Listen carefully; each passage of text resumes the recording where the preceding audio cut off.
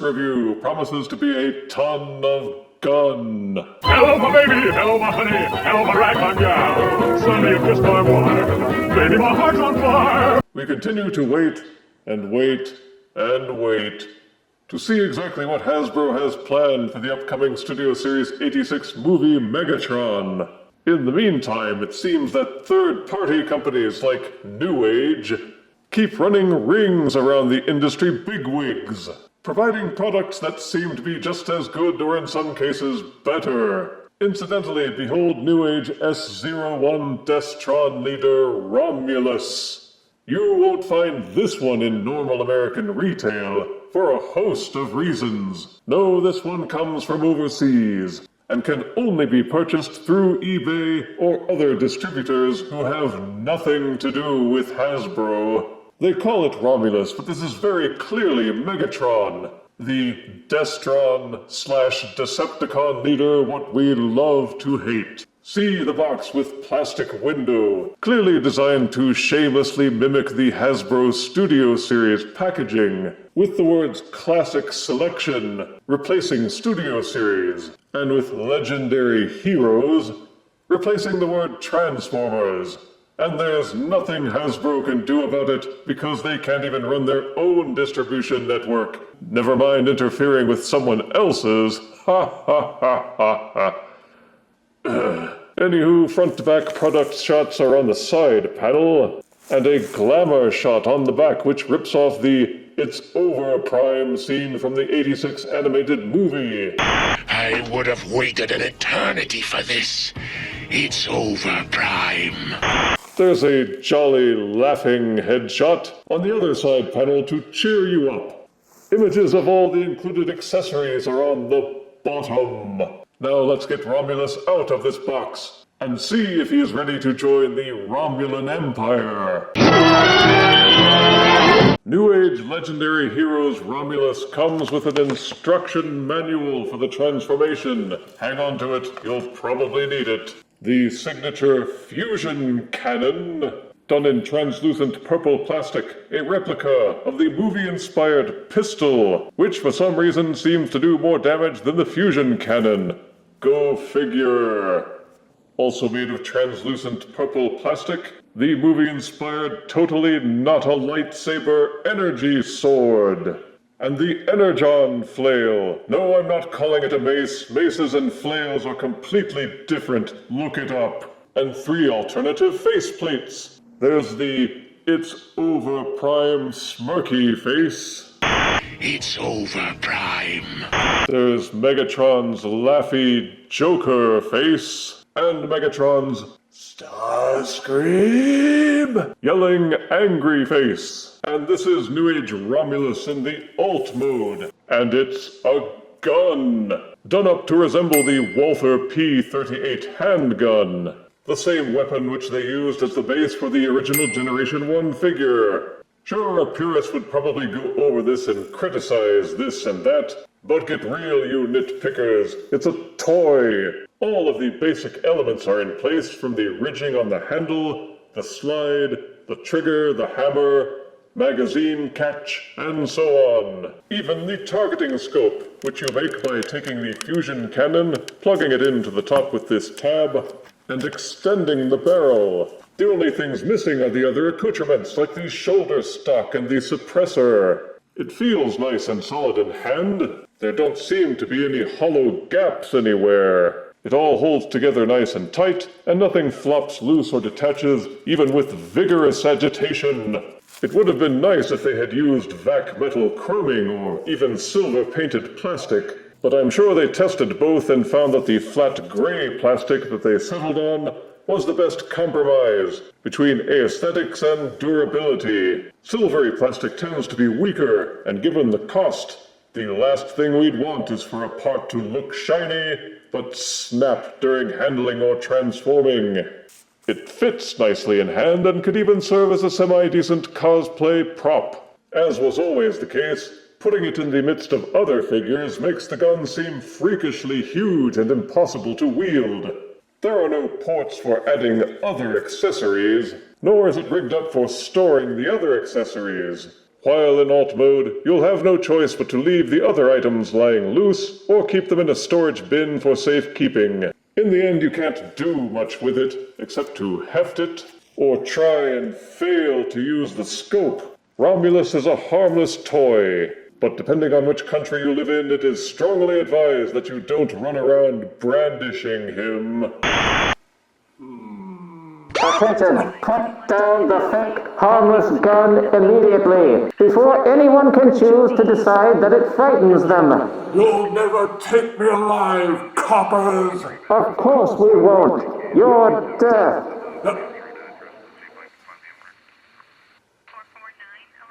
Oh, yeah. Transforming Newage Romulus is an involved process. There are 50 steps listed on the directions, but that's about as much as you get. But that's about as much as Commander Class Studio Series 86 Optimus Prime, and a lot less than Masterpiece Megatron's 100-plus steps. First, de-accessorize. Some of the parts have tabs that fit together a little too tightly, so you may want to use a spudger or some other implement to pry them loose, without the risk of snapping the fragile tabs. Go to the back of the gun and untab this section from the back, fold it up, and we will be using the acronym RFBS a lot for repeat for both sides. With those panels flipped up, take the back section of the gun which unfolds from the side. They spread out like a pair of bat wings. The entire back handle and other apparatus is secured in place by the trigger guard which tabs in just below the gun barrel. Pop it loose, and this whole section can swing down. Go down between the gun handle and split it in half. Be careful with the trigger guard because they're connected. It must be split in half as well, separated. Don't be intimidated by all the unthreading. It really isn't that bad. With all that spread out, take the gun trigger. It folds up and into this groove, and this entire hinge section folds down. It angles and pushes back, and this little tab here goes into this little groove here to tab those two halves into place. If you think these two hinges look metal, you're correct. Spread them out, you will feel them budge outwards and clamp in place until they're difficult to move. You can see swivel hinges inside. Rotate the legs so that the trigger guard is facing more or less forward again. These L-shaped brackets tab into the gun handle. They must be popped loose, the handle section rotated down, then the inside half must be worried upwards on this little peg. Eventually you'll get enough clearance that it will raise up high enough that this hinge at the base of the rod can be used to swivel it out like a drawbridge. The robot feet are hidden inside the gun handle very cleverly. Use your spudger or whatever to fulcrum it out from the inside, otherwise you'll be scrabbling with your fingernails. Make sure the rest of this is rotated out of the way, then continue to ease it out on this little lever-shaped part until you get enough clearance out to completely fold out the heel spur. With the heel spur extended, you will see the two halves of the foot tab together thusly. Just pinch them together. Going back up in here to all this other stuff, spudge out the innards of the leg. It swivels outward. Everything that was hinged up unfolds, and tabs in place to extend the side of the gun handle. This little section is still sticking out, but there's this little section that unfolds from it, and once it's unfolded, it swivels down and clamps into place to complete the knee cuff. Then going back to the black portion of the gun handle, fold this panel inward, and fold in this smaller panel underneath it. Then once everything is lined up, you tuck all those parts together, and there's this tiny peg and peg hole on the inside of the handle, which should all line up and clamp together to hold the leg in place. Ah, but what about all this mess? Well, don't worry. First, fold this section up until it tabs up here, then fold this section until it tabs in here. You'll notice on the inside there's a groove, a corresponding tab here. Those match up and tab together. You may have to nudge some of the knee sections until everything lines up, but once it does, it pushes and clicks in place, and everything lines up flush. Then you'll see these sections which also angle down and tab together like pieces of a puzzle. Then there's the half of the trigger guard. It all folds up and curls up. There's this tiny tab at the edge of it with a corresponding groove in here. Line those up, click them together, then you'll see a little nub here, a hole here. These folding hinges allow them to line up, tab together, And you have one completed leg. And yes, you can actually walk him in this mode. Tra-la-la-la-la-la-la-la. To finish off the lower body, take this section right underneath the gun barrel and pull it out ever so slightly on a tiny, almost hidden slider. Flip out these side panels from underneath, tilt down the section at the front. Then the entire assembly trapdoors downwards to become the front of Megatron's britches. And what about all this gunk in back? Well, each side has at least 2 accordion hinges. Fold in this gray portion. The gray portion tabs in at the side. Then the black portion also folds and tabs in. Then towards the back, these black panels fold and tab in to become the back of Megatron/Romulus's britches. Then the hip skirts fold down, and the lower body is complete. Some clever engineering causes all of this to raise upwards slightly to become Megatron's chestal area. Start by peeling off the top and spudge if you have to, but split apart the rear portions of the gun to reveal Megatron's head. Continue using these hinges. Make sure that this one is tucked underneath. Once this is angled so that it's straight, this part should lie flush against this dimple. Megatron's head swivels up on this little hinge. Rotate the head so it's pointing forward, then angle it down so that the head is more or less centered on this panel. The front of the body and the back of the body need to be spudged loose. You can see these folding tabs here. Sometimes you can pry them with your fingers if you're lucky, but mostly you'll have to spudge them loose. With these panels no longer flush to the crotch, you can rotate the upper body so the gun barrel is pointed off to the side. The gun barrel untabs and folds down from here. Now how in the world do you get this arm over to this shoulder? Well, there's a pair of dual panels that accomplish that. Swivel this one up like a drawbridge. It will expose this rotational. Angle the body forward if you have to give yourself clearance. Then give that entire portion a 180-degree rotation, and then fold it up, back flush against its origin panel, and it will reveal Megatron's back. It also gives you clearance to use this hinge to fold the gun barrel backwards behind his back. And these 2 hinges fold in half and tab together. Now you've got this weird windmill thing going on with his arms. Fold up this panel to become Romulus/Megatron's chest. The arms are curiously engineered with a lot of panels. Fold down this tab to expose the inner arm mechanism. These hinges, which were folded up inside, now unfold and flatten out to become part of the forearm. Once these are flattened, it should be level enough and give just enough distance to fold this panel back in place and use this tab and groove to fasten them together. The gun hammer is dangling down, but you can fold it up to close off the front of the forearm. Then this panel swivels and tabs in place, and this smaller panel on top folds down and tabs in. Then RFBS. But Death, you say, his arms still look like a weird windmill.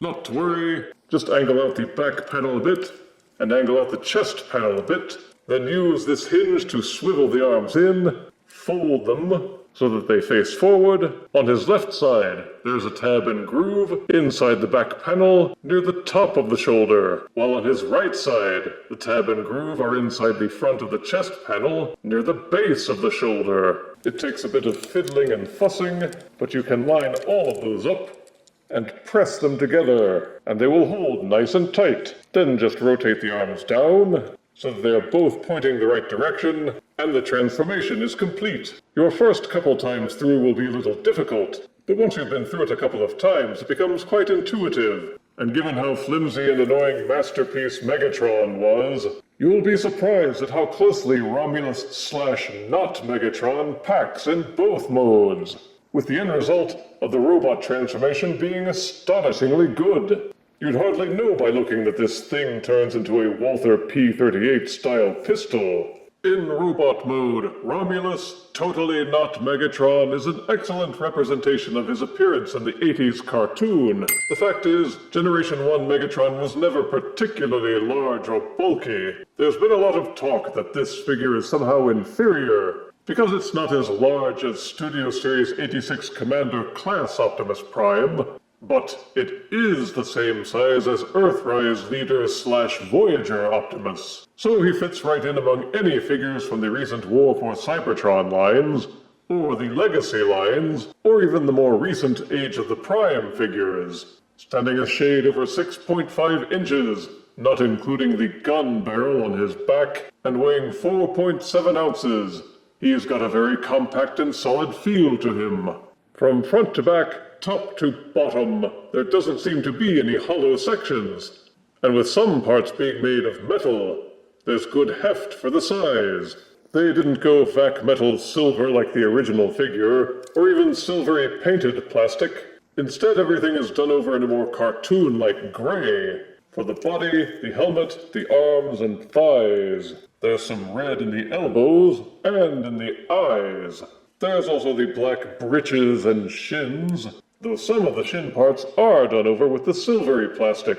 Not sure why they didn't carry that over to the arms or the chest, but whatever. For a totally not Megatron, they paid excellent attention to making sure all the Megatron cartoon details were there. There's the bucket head, with the exposed face and the triangular unibrow.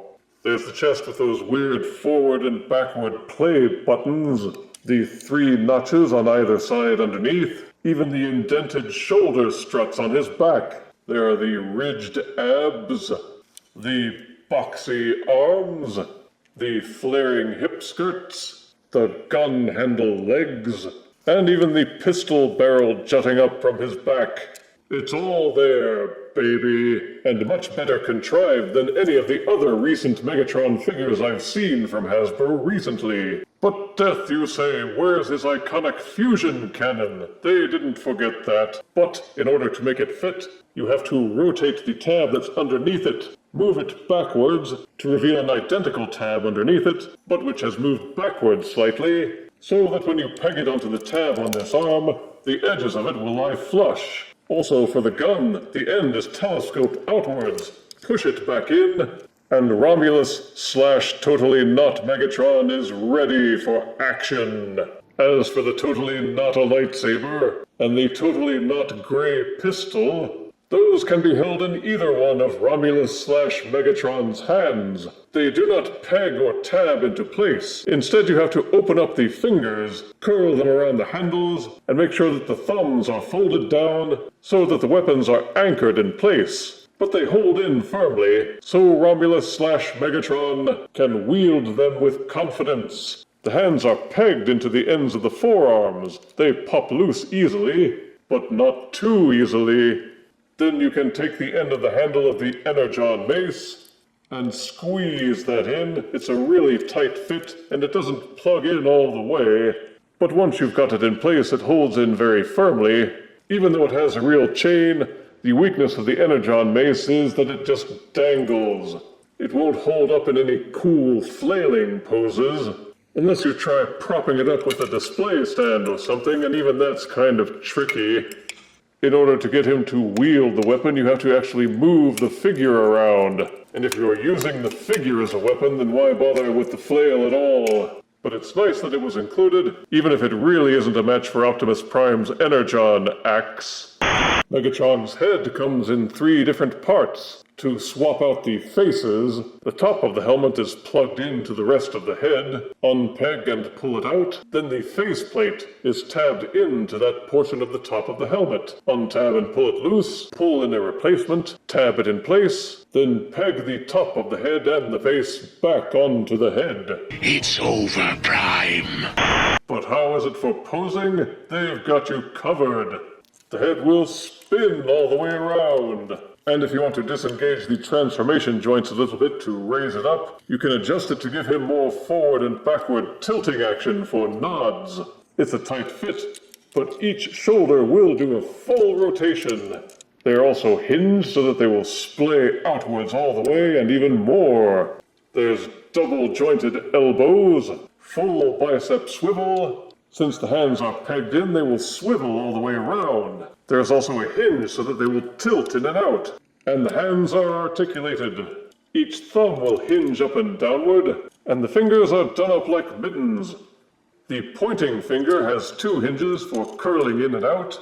The remaining 3 fingers are welded together, also with 2 sets of hinges for clenched fists, pointing fingers, and dramatic gestures. The people at Newage outdid themselves with not just 1 but 2 ab crunches. Push in this spring-loaded panel on his abs, and the upper body will tilt forward almost 90 degrees. Then after that, there's another hinge, just above the waist, which allows for almost another full 90-degree bend.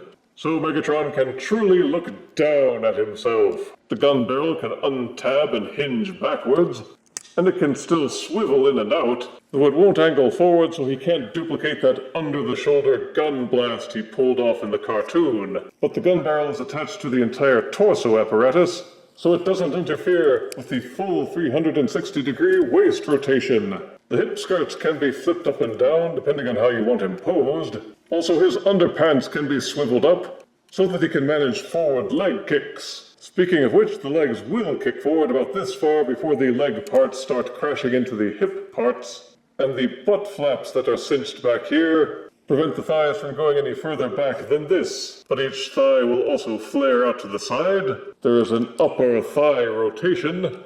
Each knee is double jointed, and the ankles will tilt forwards and slightly backwards, and also pivot from side to side. Each ankle hinges forward and backwards slightly, so if you need more range of motion, you can angle it forward a little. Also, the heel spurs will fall down, which allows you to brace the feet better when posing.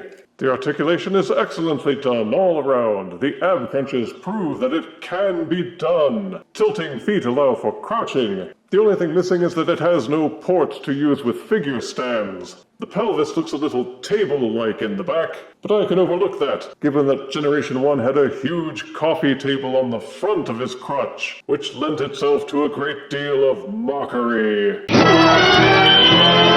Here is Newage Romulus Totally Not Megatron, next to Kingdom Core Class Megatron, next to War for Cybertron Netflix Voyager Class Megatron, next to Kingdom Leader Class Galvatron, and the boss man himself, Transformers Animated Leader Class Megatron.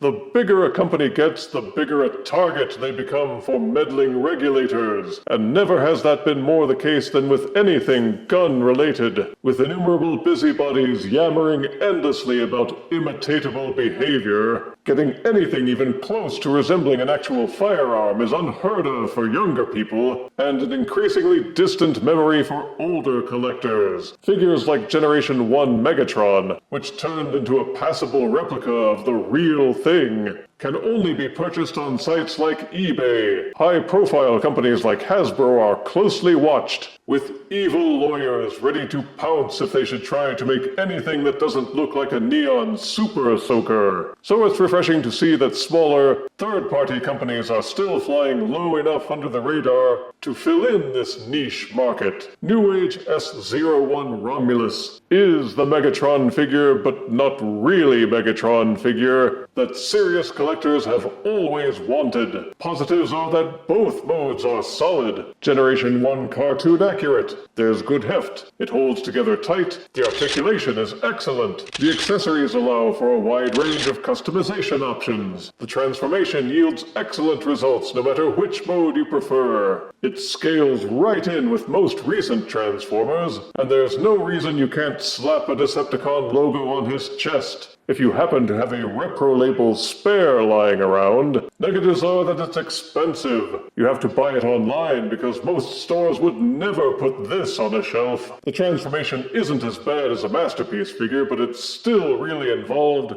and it may take you 2 or 3 times going back and forth to really get the hang of it. There are no storage options for the accessories. Some may not like the flat gray plastic. The flail has the normal weakness that comes with anything which dangles from an unpredictable string. Romulus is both a rarity and controversial with its gun alt mode. Even just showing it off could trigger busybodies and get you in trouble. So you have to be mindful of how you display and handle him outside of guarded company. But if you have the dough, and the inclination, then fans of Generation 1 Megatron could not do better than to get hold of a copy of this figure. Newage S01 Romulus takes a well-earned 9 out of 10 deaths. I've got my copy, and there's nothing you hypersensitive anti-toy gun meddlers can do about it. Ha ha ha ha ha ha ha. If you refuse me, honey, you lose me, then you'll be left alone, oh baby. Tell more, and tell me I'm your own.